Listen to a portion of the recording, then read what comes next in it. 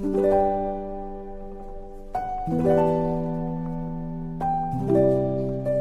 village secret des bonhommes de neige.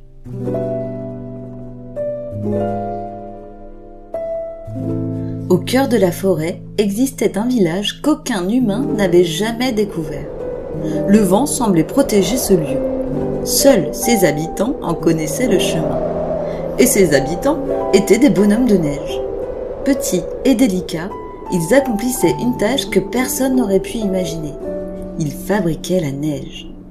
Chaque flocon était façonné avec soin, destiné à recouvrir le monde, à rendre les toits, les branches et les parcs blancs, mais aussi à faire sourire les enfants qui attendaient la première chute. Le village entier vivait dans un rythme lent. Tous connaissaient leurs tâches par cœur. Certains bonhommes passaient leur journée à casser de la glace jusqu'à ce qu'elle devienne une poudre fine et scintillante, prête à être transformée en flocons. D'autres, avec des gestes précis, façonnaient chaque flocon comme un bijou, tournant et sculptant la poudre de neige entre leurs doigts pour que chaque cristal soit unique et parfait. D'autres encore étaient chargés de vérifier la température des flocons pour qu'ils soient ni trop froids, ni trop lourds, ni trop rapides, ni même trop lents.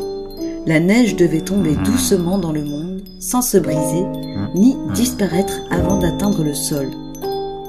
Et puis, il y avait ceux qui observaient attentivement les flocons lorsqu'ils tombaient, s'assurant qu'ils glissaient avec grâce et légèreté, dansant comme des plumes dans l'air silencieux du village. Enfin, d'autres bonhommes encore prenaient les flocons et les chargeaient dans de petits nuages suspendus au-dessus du village. Ces nuages patientaient quelques instants, puis s'envolaient lentement dans le ciel, portant avec eux la neige qui allait recouvrir les forêts, les maisons et les champs de tous les pays.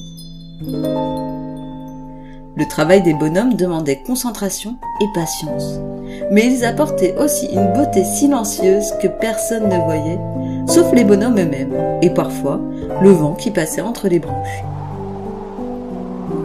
Et quand venait le printemps, les bonhommes s'endormaient dans leur petite maison, cachés dans un coin de l'hiver, attendant les prochaines neiges pour s'éveiller à nouveau.